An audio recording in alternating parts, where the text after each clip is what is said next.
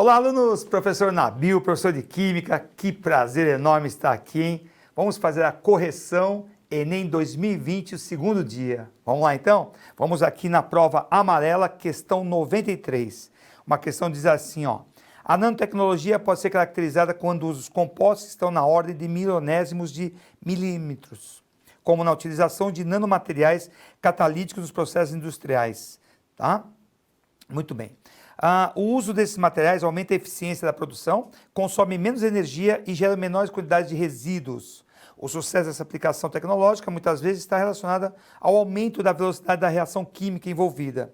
O êxito da aplicação dessa tecnologia é por causa da realização de reações químicas que ocorrem em condições de alta pressão, alta temperatura, excesso de reagentes, maior superfície de contato, elevada energia de ativação. Então vejam, ele já dá aí a ideia, né? Ele fala que consome menos energia, gera menos resíduos. Tá? Então, a ideia da nanotecnologia é aumentar o quê? A velocidade dessas reações, aumentando quem aí?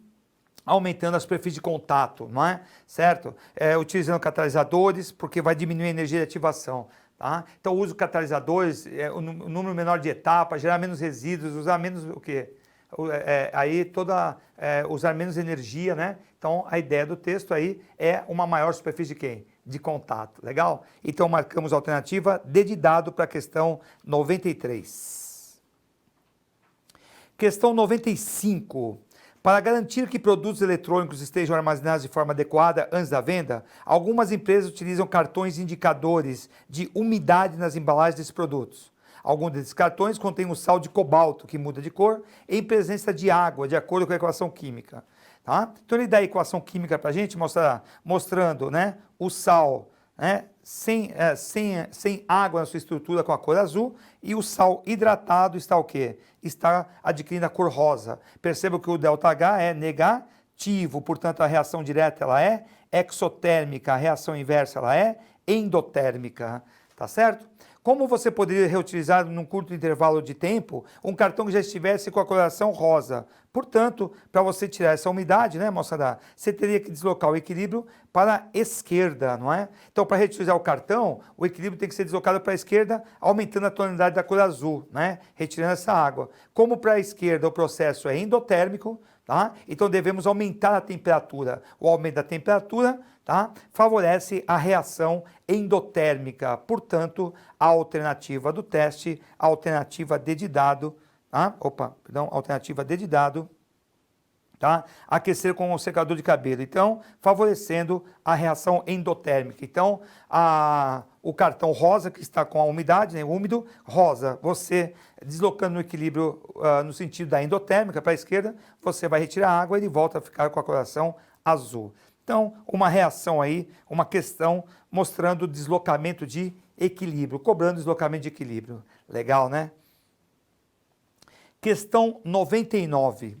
Embora a energia nuclear possa ser utilizada para fins pacíficos, recentes conflitos geopolíticos têm trazido preocupações em várias partes do planeta e estimulado discussões visando o combate ao uso de armas de destruição em massa. A lei do potencial destrutivo da bomba atômica, vejam, bomba atômica, então a gente está se referindo, né, à bomba atômica. Uma grande preocupação associada ao emprego desse artefato bélico é a poeira radioativa deixada após a bomba ser detonada. Qual o processo envolvido na detonação dessa bomba? Então, a bomba atômica, ela tem o processo de quem, moçada? De fissão nuclear, né? Então, a fissão nuclear é a quebra do núcleo de quem? De urânio, através de uma fonte de quem? Uma fonte de nêutrons, né? Então, você tem a fissão nuclear, né? Uma fonte de nêutrons vai fazer a ruptura dos núcleos de urânio e vão se transformar em bário criptônio, em núcleos com massas menores, né? Então, você vai ter a produção de quem? De bário, criptônio, mais nêutrons e vai continuar a famosa reação em cadeia, né? Então o processo é de fissão nuclear. A alternativa do exercício, alternativa A. Então, clássica questão de fissão nuclear, tá? Pelo bombardeamento de nêutrons, tá? Em núcleos de urânio 235. Questão 103. A obtenção de óleos vegetais, de maneira geral, passa pelas etapas descritas no quadro. Então vejam, aqui você tem preparação da matéria-prima, extração do óleo bruto, tá? Então ele dá aqui para vocês uma tabela que mostra o que? A subetapa e o que ocorre, certo? Então, seleção de grãos, descascamento, trituração, cozimento, prensagem, extração, destilação. Legal? Aí ele fala assim, qual das subetapas do processo é realizada em função apenas da polaridade das substâncias, não é? Então veja só, no processo aqui, em relação a quem mostra a polaridade, semelhante dissolve quem? Semelhante, tá? Semelhante dissolve semelhante. Então aqui nessa subetapa da extração, você tem a obtenção de quem? Do óleo bruto com hexano. Portanto, o hexano é um líquido apolar, que é o hidrocarboneto, dissolve o óleo bruto também é apolar. Esse processo de extração envolve o conceito de polaridade, isso é, semelhante dissolve quem? Semelhante dissolve semelhante, né? Então, apolar dissolve apolar. Então, no processo de prensagem, tá? Você tem aí o conceito da polaridade. Legal? Tá? Uma questão clássica, alternativa, então, alternativa D de dado, extração, né? Extração é a resposta, cobrando o conceito de polaridade. Questão 107. Um microempresário do ramo de cosméticos utiliza óleos essenciais e quer produzir um creme com fragrância de rosas. O principal componente do óleo de rosas tem cadeia poliinsaturada, quer dizer, tá? Várias ligações duplas, né, ou triplas, e hidroxila em carbono terminal. Olha lá, tem o grupo hidroxila em carbono terminal. O catálogo dos óleos essenciais apresenta para a escolha da essência essas estruturas químicas. Então veja, moça, primeiro ele está cobrando para você uma cadeia o quê? Uma cadeia insaturada. Então A3, né? A3 aí já estaria o quê? Já estaria fora. Em carbono o quê? Em carbono o quê? Em carbono terminal, a hidroxila em carbono terminal. Então o grupo 2, aí, a figura 2 e a figura 5 mostra o grupo aldoxila, né? Mostra o grupo aldoxila, certo? E vocês têm aí a função o quê? Essa função caracterizada então a hidroxila em carbono terminal, a função álcool, né? Então o principal componente do óleo de rosas tem cadeia poliinsaturada, ou seja, duas ou mais ligações duplas, como eu mencionei, né? Certo? Entre os átomos de carbono, certo? E possui hidroxila no carbono o quê? Terminal. Então, nós temos aí, né, como ele fala, insaturada, no caso aqui do exercício, ele está cobrando apenas as ligações do quê? Duplas. Como a hidroxila está em carbono terminal, pertence à função aí, né, a função álcool, tá? Então, aí a melhor resposta do teste seria a alternativa A, só a figura, né? A figura número 1 é a resposta do teste. Questão 113. As moedas despertam o interesse de colecionadores numismatas, né? Numismatas e investigadores há bastante tempo. Uma moeda de 100% de cobre, circulando no período do Brasil colônia, pode ser bastante valiosa. O elevado valor gera a necessidade da realização de testes que validem a procedência da moeda, bem como a veracidade de sua composição. Sabendo que a densidade do cobre metálico é próxima de 9 gramas por centímetro cúbico, um investidor negocia a aquisição de um lote de 4 moedas, ABCD, fabricadas supostamente com 100% de cobre, massas 26, 27, 10 e 36 gramas, respectivamente. Com o objetivo de testar a densidade das moedas, foi realizado um procedimento em que elas foram sequencialmente inseridas em uma proveta contendo 5 ml de água inicialmente, conforme esquematizado. Então vocês percebam aí, turma, aqui tem a proveta com 5 ml de água. Colocando a moeda A, certo? O volume sobe de 5 para quanto? Para 7, a um deslocamento de 2 ml, né? De 2 ml. Colocando a B, né? Vai de 7 até quanto? 10, provocando aí 3, né? Então aqui você tem um deslocamento de 2 ml, aqui um deslocamento de 3 ml, tá? A C você tem de 10 até quanto? 12, um deslocamento de 2 ml. E a D tem um deslocamento aqui, né? De 7, né? De 8 até, de 8, aqui você tem de 10, né? Perdão, de 10 até 16, então você tem 4, né? Deslocamento de 4 ml. Então, dividindo aí, densidade é a relação entre massa e quem? Massa e volume. Então, você tem aí para a moeda A, que pesa quanto? 26 gramas, você tem deslocamento de 26, deslocamento de 2 ml, portanto a densidade é de 13. Para a moeda B, você teve deslocamento de quanto? 7 ml, de 7 ml para 10 ml, como eu mencionei. Então dá 3, 27 dividido por 3 ml, tá? Vai te dar aí 9. Opa, então a B está compatível com a densidade do cobre, não é? Com a densidade do cobre. A moeda C faz um deslocamento de 2 ml. 10 dividido por 2 ml vai dar 5, não condiz com a densidade do cobre. E a moeda D, houve um deslocamento de quantos ml que eu mostrei para vocês? 4 ml. 36 dividido por 4 vai dar 9. Portanto, as moedas, né? As moedas que vão ter aí a mesma densidade do cobre, né? Que vão ser compatíveis ao cobre, tá? Está na alternativa D de dado. As moedas B e D são moedas que possuem cobre, né? 100% de cobre. Tá? Então, é uma questão onde ele cobrou aí a densidade, né? A relação entre massa e volume. Então, ao adicionar as moedas, né, na água, há um deslocamento desse volume. Então, o volume deslocado corresponde ao volume ocupado pela moeda. Como tem a massa da moeda, massa dividido por volume vai dar a densidade dessa moeda. Aqui deu as duas que deram 9, o quê? 9 gramas por centímetro cúbico, correspondem ao 100% de cobre. Alternativa D de dado, a questão 113. Questão 115, moçada. A questão 115, pesquisadores coletam amostras de água de um rio em pontos diferentes, distantes alguns quilômetros um do outro.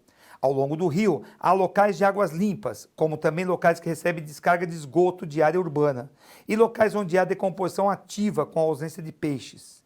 Os pesquisadores analisaram 2 parâmetros, oxigênio dissolvido é a demanda bioquímica e a demanda bioquímica de oxigênio, a DBO, em cada ponto de coleta de água obtendo o gráfico.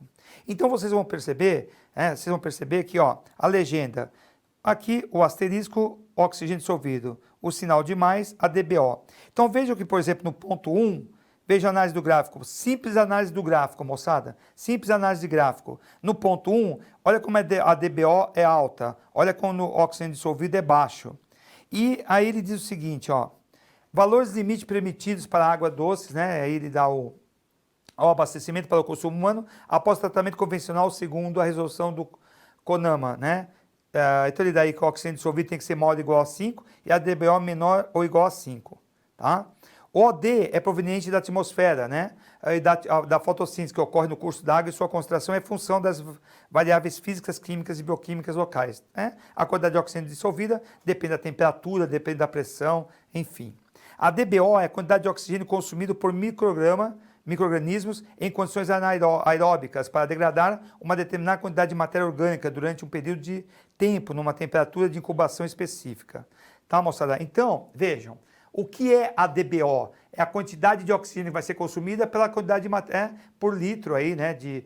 A definição correta por uma quantidade de água o quê? De água poluída. Então, quanto mais poluído tiver o rio, quanto maior a quantidade de esgoto despejada no rio, maior vai ser a quantidade de oxigênio consumida, tá? Para oxidar essa matéria orgânica. Portanto, a DBO é alta. Então, quanto maior a DBO, mais poluído é o rio. Então, vocês perceberam como eu mostrei para vocês no ponto 1, né? A resposta do nosso teste é a alternativa A, como mostra aqui a resolução. No ponto 1, eu mostrei para vocês, ó, olha a DBO como é altíssima, ó, DBO alta, oxigênio dissolvido baixa. Então, o ponto 1 mostra onde o rio tem maior quantidade de quem? De dejetos, o quê? Lançados. Então, quanto maior a DBO, moçada, quanto maior a DBO, tá? Mais poluído é o rio. Então, mais dejetos, né? Mais dejetos, despejo de esgoto existe nesse rio. Então essa ele cobrou aí, tá? O conceito. Mas o gráfico, né, nitidamente mostra o ponto 1 como a resposta do teste. Análise de gráfico, né? Cobrando aí, tá? A leitura, cobrando aí a análise do exercício, análise gráfica, né? Tá bom? Questão 116. O crescimento da frota de veículos em circulação do mundo tem levado à busca e desenvolvimento de tecnologias que permitam minimizar emissões de poluentes atmosféricos. O uso de veículos elétricos é uma das propostas mais propagandeadas por serem de emissão zero. Podemos comparar a emissão de carbono na forma de CO2. Ele dá massa molar, 44 gramas por mol, né, do CO2, para 2 tipos de carro, a combustão e elétrico. Considere os veículos tradicionais a combustão movidos a etanol. Ele dá a massa molar do etanol, 46 gramas por mol. Está aqui, ó. Emite uma média de 2,6 mols de CO2, 2,6 por quilômetro. Então, esse dado é importante. Rodado. E os elétricos emitem 0,45 mol por quilômetro rodado. Tá? Então, veja a emissão do elétrico é bem menor, tá, do que a do veículo a combustão. Beleza? A reação de combustão do etanol pode ser considerada pela equação. Ele dá a combustão do etanol, equação já balanceada, proporção molar entre o etanol e o CO2 é 1 mol de etanol para 2 mol de CO2. Tá?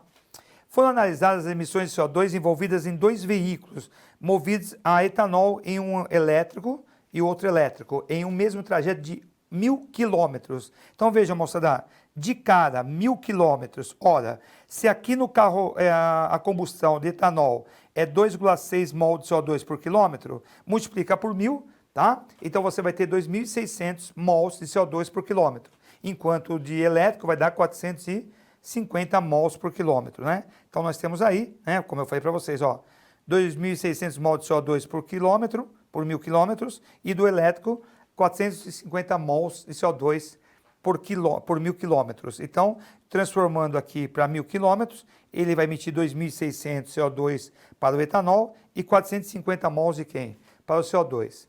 Fazendo a diferença, né? A diferença vai dar então de quanto? De 2.150 mols.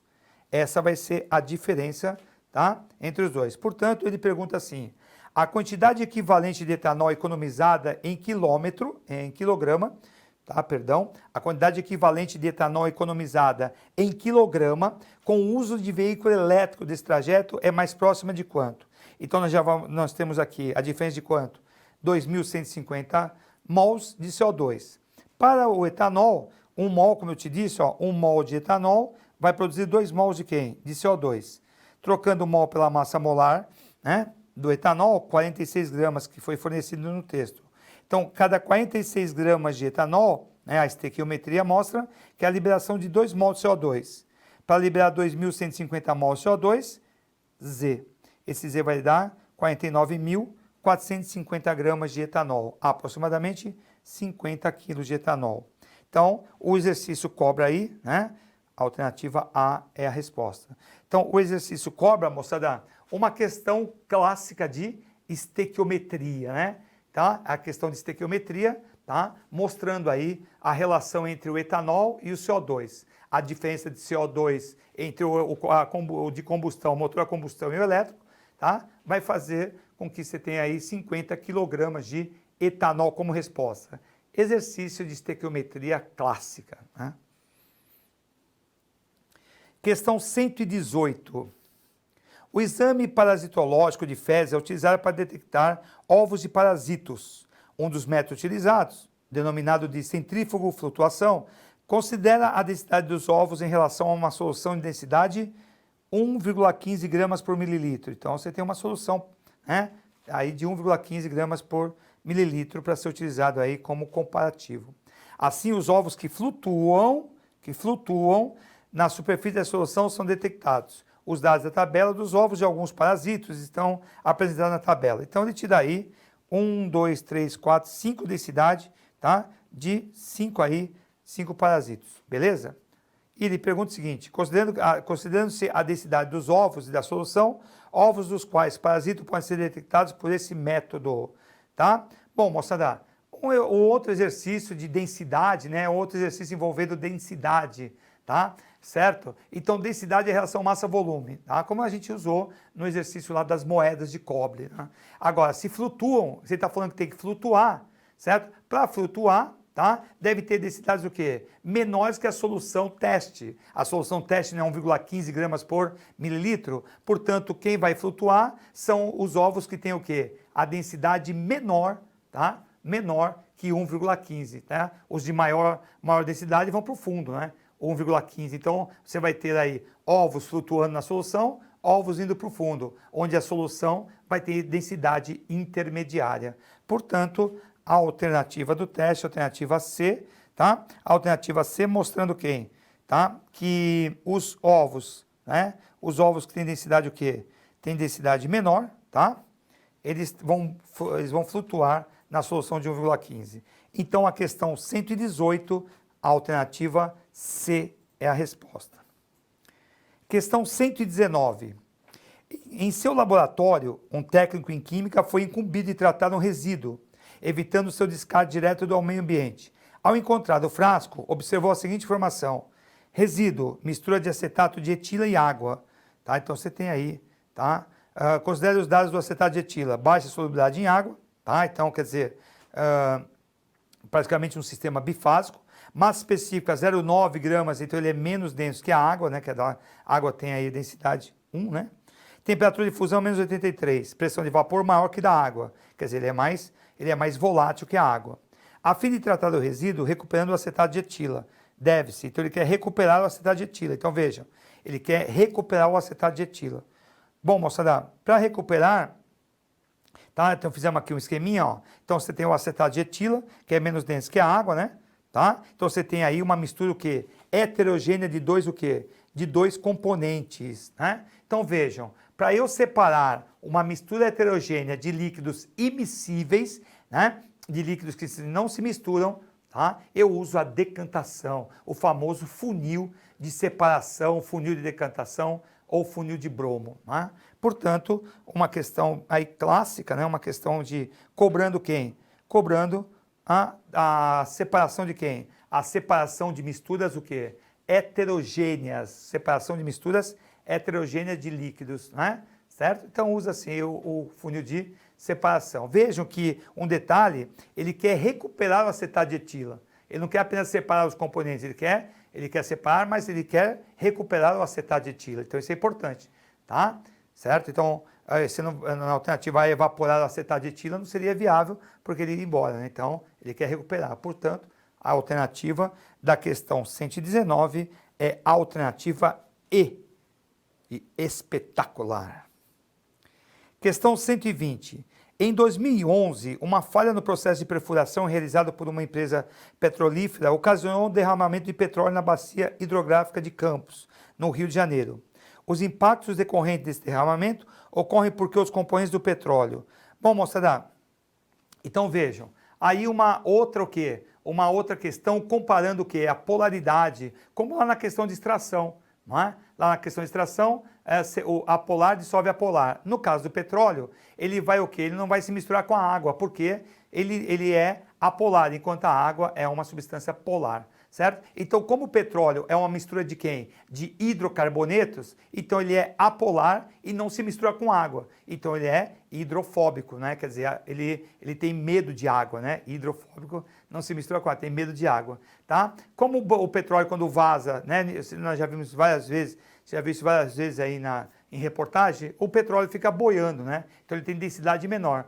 O petróleo sobrenadante, né? O que acontece? Ele impede as trocas gasosas, tá? Ele vai interferir aonde? Vai interferir no meio, né? Os peixes aí vão ser afetados, as aves que consomem esses peixes também vão ser afetadas, né? As aves tipo mergulhão vão ficar aí, né? Todas aí embebidas aí com o petróleo, tá? E impede trocas gasosas, tá? Entre o meio aquático e a atmosfera. Então, é um poluente, né? O petróleo é um poluente aí, tá? Para o meio ambiente. Então, ficamos aí com a alternativa D de dado, tá? D de dado, caráter hidrofóbico e baixa densidade, impedindo as trocas gasosas entre o meio aquático e a atmosfera. Uma questão aí também clássica, né? Do cotidiano.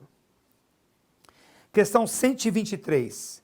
Nos dias atuais, o amplo uso de objetos de plástico gera bastante lixo, que muitas vezes é eliminado pela população por meio da queima.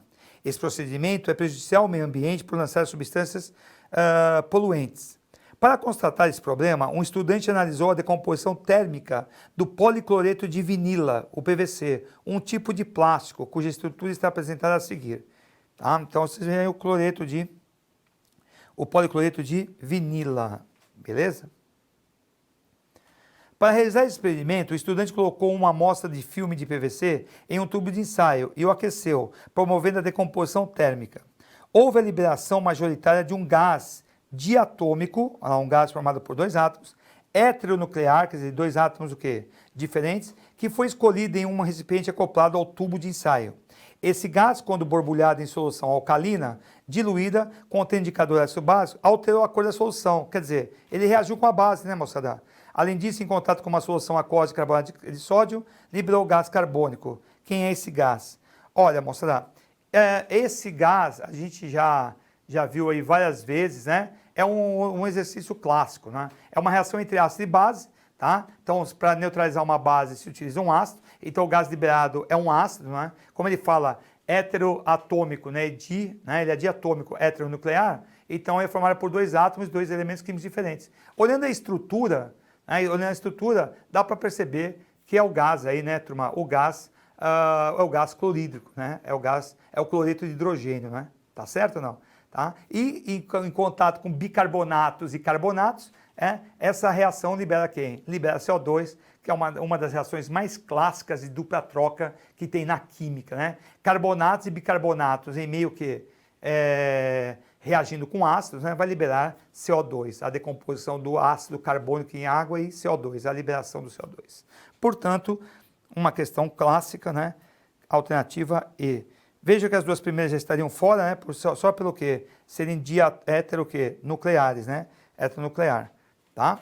Muito bem? Legal, tá bom? A alternativa, então, a alternativa E é a resposta. Questão 126. A enorme quantidade de resíduos gerados pelo consumo crescente da sociedade traz para a humanidade uma preocupação socioambiental, em especial pela quantidade de lixo produzido. Além da reciclagem e do reuso, pode-se melhorar ainda mais a qualidade de vida, substituindo polímeros convencionais por polímeros biodegradáveis. Esses polímeros têm grandes vantagens socioambientais em relação aos convencionais, por quê? Então, moçada, é a questão aí, polímeros convencionais podem demorar muitos anos para se degradar ao meio ambiente. Os biodegradáveis têm sua permanência no ambiente por um tempo menor, que diminui a chance de efeitos nocivos como sufocamentos encontrados na cadeia alimentar, contaminação, tá? Por disruptores endócrinos, entre outros. Então, os biodegradáveis não entram aí, né, na cadeia alimentar, eles são muito mais rapidamente o quê? Degradados pelo meio ambiente. Então, uma questão aí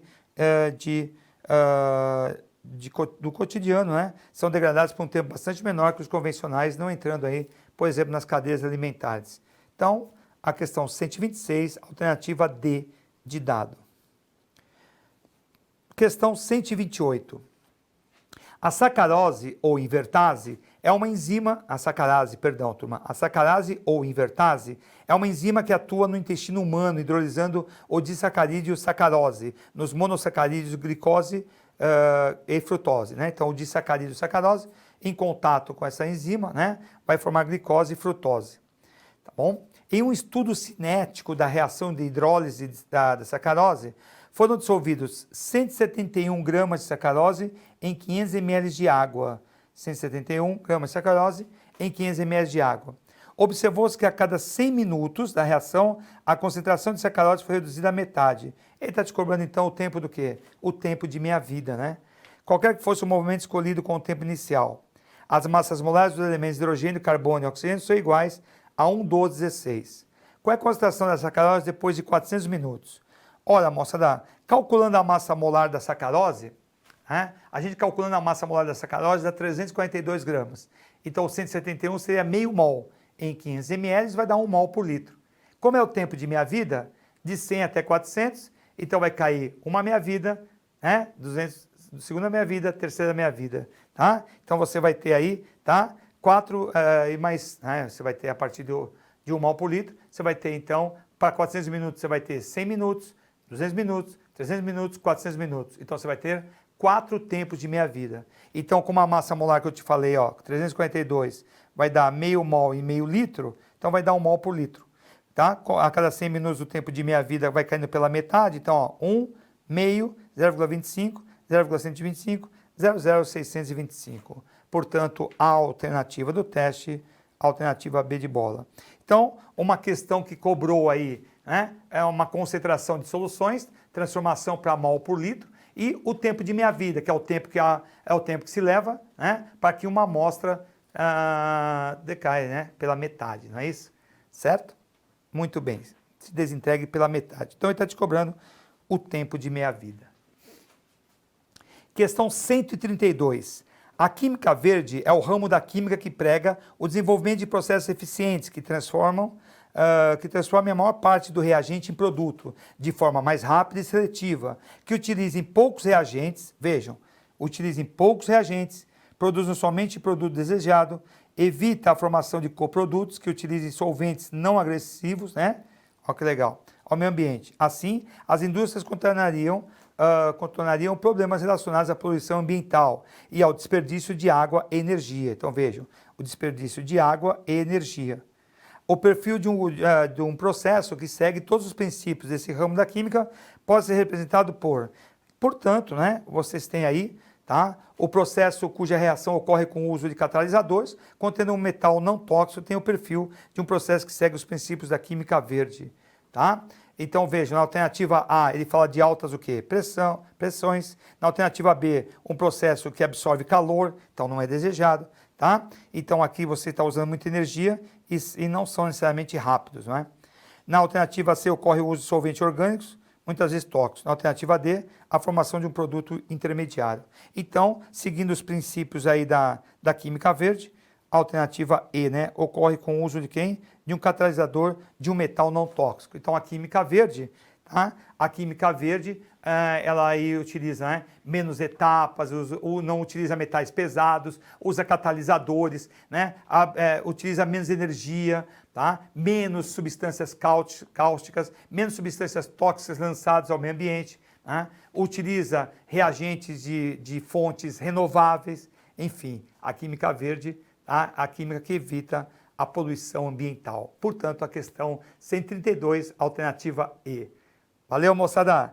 Sim? Então tá aí o Enem 2020, segundo dia, prova de Química. Até a próxima.